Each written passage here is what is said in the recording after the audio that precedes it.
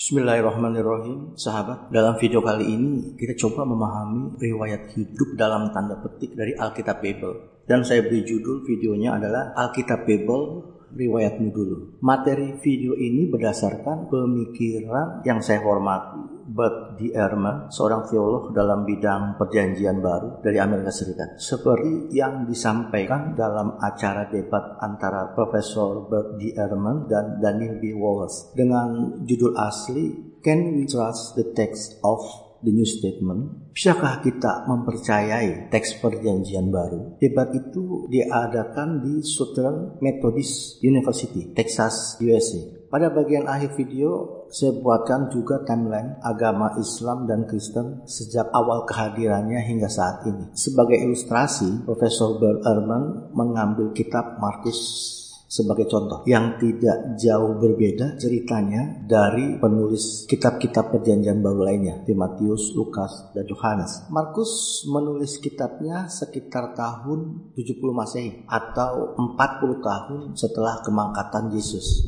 Kita hanya bisa berasumsi Markus itu berbahasa Yunani, sedangkan Yesus berbahasa Arab atau Ibrani lah. Pastinya siapa Markus dan di mana tinggal dan di mana dia menulis kita tidak kita ketahui banyak. Diperkirakan sekitar Roma, dan perlu diingat bahwa Markus tidak pernah bertemu langsung dengan Yesus seumur hidupnya. Salinan kitab Markus tertua yang ada sampai saat ini dikenal dengan nama Papirus 45, P45. Itu sekitar seukuran KTP 6,9 cm kali 6 cm, berbahasa Yunani, diperkirakan disalin pada tahun 220 Masehi, ditemukan sekitar tahun 1900 Masehi, berisikan bagian dari kitab Markus bab 4 ayat 5. Kita tidak tahu siapa yang menyalinnya, tidak diketahui juga salinan keberapa kali, yang pasti kurang lebih berjarak 150 tahun dari tulisan Markus aslinya. Ini adalah peninggalan salinan Alkitab tertua yang ada. Analisa tanggal juga dilakukan dengan memperhatikan gaya penulisan yang disebut sebagai ilmu paleografi dengan rentang perkiraan toleransi waktu 50 tahun. Kitab Markus yang lengkap pertama yang ada adalah salinan atau tulisan tertanggal tahun 400 Masehi. Jadi salinan itu dibuat setelah Konsili Nicea pada tahun 325 Masehi dan Konsili Konstantinopel yaitu pada tahun 381. Jadi kitab ini ditulis atau disalin setelah dua konsili tersebut, atau selama 300 tahun dilakukan berulang penyalinan dari hasil salinan entah keberapa kali berulang penyalinan dari aslinya yang ditulis oleh Markus. Ini adalah dasar dari kitab Markus yang ada saat ini, berasal dari tahun 400 Masehi. Penyalinan tanpa diketahui siapa yang menyalin dan dari siapa manuskrip sumbernya, kalau saat ini mungkin hanya 2 atau 3% saja orang yang buta huruf. Namun pada masa awal kekristenan mungkin hanya 5% yang bisa baca tulis dengan segala keterbatasan sarana juga prasarana, dan penulis saat itu tentunya tidak sebaik penulis saat ini. Proses penyalinan saat itu tidak sesederhana seperti pada saat ini. Pekerjaan penyalinan saat itu mereka menulis dengan tangan, huruf demi huruf, kata demi kata, kalimat demi kalimat, paragraf demi paragraf, dan halaman demi halaman. Selain lintas waktu, terjadi juga lintas geografi. Misalkan umat Kristen di Efesus, kota B lah, ingin menyalin kitab yang ada di Roma, kota A. Seseorang datang dari Efesus ke Roma, kemudian menyalin, sekaligus menerjemahkan dari dialek Roma ke dialek Efesus. Selanjutnya, yang berada di kota Kolosi, misalnya katakanlah kota C, menyalin dari kitab yang ada di Efesus, kota B yang hasil salinan pertama. Dan selanjutnya, setiap salinan dari masing-masing kota akan kita dapatkan salinan dan susunan kata yang berbeda. Dari mana kita tahu? Terlihat dari manuskrip yang ada, dari manuskrip yang kita temukan. Banyak sekali perbedaan-perbedaan yang ditemukan dalam manuskrip-manuskrip perjanjian baru yang ada. Perlu kita ingat juga, 94% manuskrip perjanjian baru yang ada berasal dari tahun 900-an ke atas, yaitu pada abad ke-10, 11, 12, dan seterusnya. John Mill yang lahir tahun 1645 kemudian meninggal 1707, adalah seorang teolog dari Oxford, Inggris. John Mill terkenal karena edisi kritisnya dari Perjanjian Baru Yunani yang memasukkan catatan tentang lebih dari 30.000 varian berbeda bacaan dalam manuskrip Perjanjian Baru. Dan pada tahun 1704 dia dinominasikan oleh Ratu Anne, Ratu Inggris pada saat itu. Karya John Mills mencatat lebih dari 30.000 perbedaan dari 100 manuskrip Perjanjian Baru yang ada. Dan John Mill butuh waktu 30 tahun untuk menyelesaikan membuat Alkitab itu, Perjanjian Baru. Saat itu dari 100 manuskrip yang diteliti terdapat 30.000 variasi atau perbedaan. Saat ini sudah ditemukan sebanyak 5.600 manuskrip Yunani Perjanjian Baru. Ada berapa perbedaan variasinya? Para cendekiawan yang ada mengatakan 200 ribuan lah perbedaan. Ada yang mengatakan 300.000 perbedaan. Ada yang mengatakan 400.000 perbedaan dan seterusnya. Meskipun dengan kecanggihan kemampuan komputer saat ini, tidak ada satu orang pun yang mengetahui ada berapa jumlah perbedaannya. Mungkin ya males juga lah ya, karena begitu besar volume pekerjaannya dan hasilnya pun hanya kecewaan. Yang bisa dipastikan hanya jumlah perbedaan atau variasi yang ada pada manuskrip jauh lebih banyak dari jumlah kata yang ada dalam Perjanjian Baru. Itu adalah perbedaan dari manuskrip-manuskrip yang kita miliki, yaitu sebanyak 5.600. Bagaimana dengan perbedaan atau manuskrip-manuskrip yang tidak diketemukan atau belum diketemukan? Kesalahan-kesalahan yang terjadi pada saat penyalinan manuskrip-manuskrip tersebut bisa digolongkan dalam dua macam kesalahan. Pertama, kesalahan-kesalahan tidak disengaja. Perubahan ini misalnya kesalahan dialek, sintaksis. Tentu kecakapan dan sarana penulis saat itu tidak seperti saat ini. Kedua, kesalahan karena tertinggal atau tertinggal satu kata, satu kalimat, satu baris hingga tertinggal satu halaman. Kemudian ketiga, tersalin dua kali karena kan ditulis secara manual. Kemudian perlu kita ingat bahwa kesalahan penyalin pertama akan terbawa oleh penyalin kedua. Begitu juga penyalin ketiga akan membawa kesalahan-kesalahan dari penyalin pertama dan kedua. Dan seterusnya. Menjadi berakumulasi sebanyak penyalin-menyalin yang ada. Sejak penyalin pertama hingga penyalin terakhir. Seperti snowball effect. Kesalahan-kesalahan tersebut tercermin dalam manuskrip-manuskrip yang ada. Kedua, perubahan kesalahan disengaja. Perhatikan 1 Yohanes 5 ayat 7 sampai 8 mengenai doktrin Trinity di Yohanes. Ayat-ayat ini tidak pernah ada dalam manuskrip di bawah abad ke-11. Jadi adanya ayat ini ada di manuskrip yang berasal pada abad ke-11 ke atas, 12, 13 dan selanjutnya. Yang isinya itu ada 3 dalam surga, Bapa, Kata, dan Roh Kudus. Dan ketiganya adalah 1. Itu ada di King James Version. Tetapi tidak ada di manuskrip manapun. Pada versi tahun 1952 sempat dikeluarkan ayat-ayat tersebut. Kemudian dimasukkan kembali pada tahun 1971. Kemudian ayat Yohanes 1 ayat 18. Doktrin Yesus sebagai Tuhan. Yohanes 1 ayat 18. Ada manuskrip yang menulis monogenes theos. Dalam bahasa Inggris dikatakan only begotten God. Ada manuskrip yang menulis monogenes huios atau the only begotten son. Kita nggak perlu membicarakan mengenai mana yang benar. Terserah mana yang kita terima dari tulisan Yohanes. Yesus adalah Tuhan atau Yesus adalah anak Tuhan. Yang pasti ada perubahan disengaja di sana. Kemudian Lukas pasal 22 ayat 19 sampai 20. Doktrin mengenai penebusan dosa. Lukas 22 ayat 19b, 19 akhirnya dan ayat 20. Penyalin bisa dikatakan menambah atau menyalin menghilangkan ayat pada manuskrip. Karena maksudnya begini. Karena ada manuskrip yang memasukkan ayat tersebut, ada manuskrip yang tidak memasukkan ayat tersebut.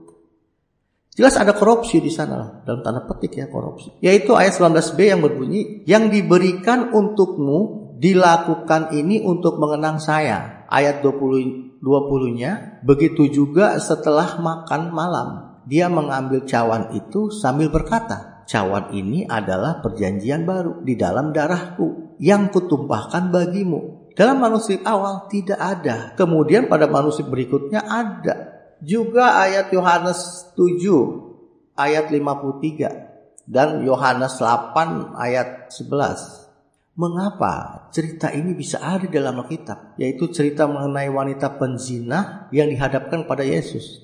Cerita ini tidak ada di manuskrip-manuskrip 800 tahun pertama kekristenan.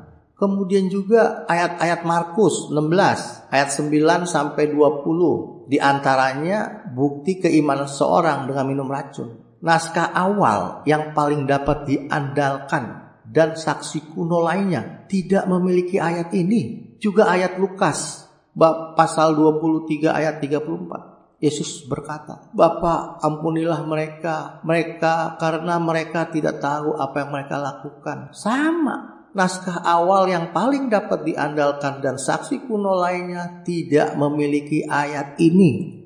Kesalahan-kesalahan yang disengaja, ayat-ayat di atas merupakan ayat-ayat doktrinitas Kristen yang penting. Namun kita tidak perlu membicarakan mana yang benar atau mana yang salah. Hanya membuktikan adanya perbedaan dari manuskrip-manuskrip asli. Manuskrip-manuskrip hasil korupsi penyalin Alkitab. Tanda petik ya, korupsi. Kesalahan-kesalahan yang disengaja ini jelas dapat dilihat dari perbedaan-perbedaan dari 5.600 manuskrip-manuskrip yang kita miliki. Bagaimana dengan kesalahan-kesalahan yang disengaja dari manuskrip-manuskrip yang kita tidak miliki, yang nggak terlihat lah untuk membandingkannya. Jadi perlu saya jelaskan di sini, arti korupsi adalah memanipulasi untuk kepentingan. Kepentingan siapa yang nggak tahu lah, yang pasti ada kepentingan. Dr. Bert Ehrman membuat pertanyaan dan jawaban di akhir paparannya ya. Ditanyakan, apakah Alkitab Perjanjian Baru bisa diandalkan? Jawab nih sama dia sendiri, tidak ada cara untuk mengatakannya. Kemudian ditanyakan juga, apakah masalah-masalah itu sudah berlalu? Dijawab lagi sama Dr. Bert Ehrman, para cendekiawan teolog terus memperdebatkannya sampai saat ini. Kemudian ditanyakan juga, apakah masalah-masalah itu bisa berlalu? Dijawab, kita tidak akan pernah tahu. Pertanyaan berikutnya, apakah itu masalah penting? Pasti ya. Demikian materi mengenai sejarah Alkitab Bible yang disampaikan oleh Profesor Bert Ehrman. Mengenai materi yang disampaikan oleh Daniel B. Walls, pada dasarnya tidak menyangkal materi yang dipaparkan Profesor Bert Ehrman dan hanya mengkritik beberapa buku Bert Ehrman yang ditulis beberapa dekade yang lalu. Berikut adalah semacam timeline ringkasan perkembangan atau perubahan agama dari awal hingga saat ini. Sebelum Yesus diutus, tentunya agama yang ada berasal dari agama yang dibawa oleh Nabi Musa yang belakangan disebut dengan nama Yahudi. Tentunya pada saat itu sudah berubah. Karena pada saat itu sudah berubah atau menyimpang seiring dengan berjalannya waktu hingga diutuslah Yesus atau Nabi Isa. Saat Yesus menyampaikan ajaran yang lurus, bisa kita katakan Islam lah. Karena pada saat itu istilah Kristen belum ada dan juga beserta dogma-dogmanya juga belum ada. Sementara di daerah kekuasaan Romawi yang telah memiliki kepercayaan atau agama Romawi kuno yang sifatnya adalah politeisme dengan banyak Tuhan atau dewa. Dewa-dewa mereka namakan seperti yang kita kenal sebagai nama-nama planet. Ada dewa Jupiter, dewa Merkurius, dewa Venus, dewa Pluto dan sebagainya. Setelah Yesus berlalu, berkembanglah agama Yesus. Dibawa hingga sampai ke daerah Yunani dan Roma. Pada saat itu belum disebut agama Kristen. Awalnya agama Yesus adalah monoteisme. Terlihat dari sekte Kristen awal adalah Arianisme yang awal tumbuh di daerah timur, tempat di mana Yesus berada, yaitu Palestina, Mesir, sekitarnya. Dan pertama istilah Kristen ada pada tahun 80 Masehi ketika para murid pertama-tama disebut orang Kristen di Antioquia, seperti terkisah dalam kitab Kisah pasal 11 ayat 26. Jadi Yesus enggak kenal dan enggak pernah dengar dengan yang namanya Kristen atau agama Nasrani. Kemudian di tengah masyarakat yang berawal dari agama politeisme, yaitu masyarakat Romawi kuno, ketika Kristen masuk, maka berkolaborasilah iman monoteisme Kristen menjadi semi politeisme dengan istilah Trinitas. Kolaborasi politeisme agama awal Romawi dengan monoteisme ajaran Yesus berevolusi menjadi doktrin Trinitas, yaitu semi politeisme Trinitas. Dibilang Tuhannya satu nggak mau, dibilang Tuhannya tiga ya malu lah. Awalnya agama Kristen disebut sebagai agama atau keyakinan konsili pada tahun 325 dalam forum konsili Nisea. Jadi agama keyakinan konsili Nisea. Penetapan hari Natal jatuh pada 25 Desember juga sangat terpengaruh Saturnalia, pagan Romawi sebelum Kristen. Natal mulai dirayakan sejak abad keempat, menunjukkan bahwa itu hampir tidak ada hubungannya dengan Yesus Kristus yang sudah berlalu 350 tahun lebih. Agama Kristen inilah yang terus berkembang di daerah kekuasaan Romawi, kemudian ke barat Eropa, hingga sampai saat ini yang ada di Indonesia. Sedangkan faham ajaran Yesus, monoteisme, yang bertahan kemudian disebut sebagai Arianisme, justru berkembang di timur, Palestina, Mesir, sampai Maroko, yang merupakan tempat awal di mana Yesus berada. Namun kemudian Arius sebagai tokoh faham monoteisme atau Arianisme dibunuh, diracun pada tahun 336 oleh orang-orang Kristen yang berfaham Trinitas. Ini menurut sejarah ya. Sampai lahirnya Islam di abad ke-7. Sebagian menerima Islam dan sebagian masih mengikuti Kristen dengan keyakinan monoteisme bahwa Tuhan satu dan Yesus adalah bukan Tuhan. Dan isme ini masih hidup di dalam pemikiran sebagian orang-orang Nasrani yang lebih lurus sampai saat ini. Bergulirlah konsili demi konsili yang dijadikan ajang penetapan dogma-dogma dan isu-isu politik yang berkembang pada masanya. Tentunya keputusannya atau kredo-kredonya sesuai apa yang diinginkan oleh gereja atau pemerintah yang ada yang sedang berkuasa. Dan dalam perjalanan waktu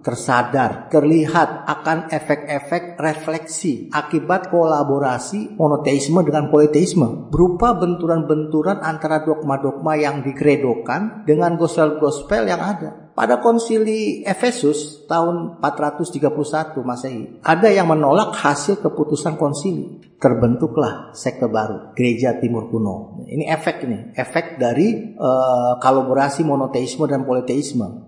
Pada konsili Chalcedon tahun 451 Masehi, ada yang menolak hasil keputusan konsili. Terbentuklah sekte baru lagi, yaitu Gereja Ortodok Oriental. Pada abad ke-11 terjadilah perpecahan. Selain dua sekte semula yang menjadi dua, tercipta kembali dua sekte, yaitu satu Katolik Latin dan dua Gereja Ortodok Timur. Hingga abad ke-16 terjadilah Reformasi Protestan. Sampai saat ini agama Kristen ada yang membagi menjadi dua, yaitu teologi Timur dan teologi Barat. Ini perbedaan teologi atau pemahaman doktrin. Jadi doktrin yang mereka pertentangkan sesuatu yang sangat mendasar. Kalau agama Islam insya Allah tidak ada permasalahan lah ya.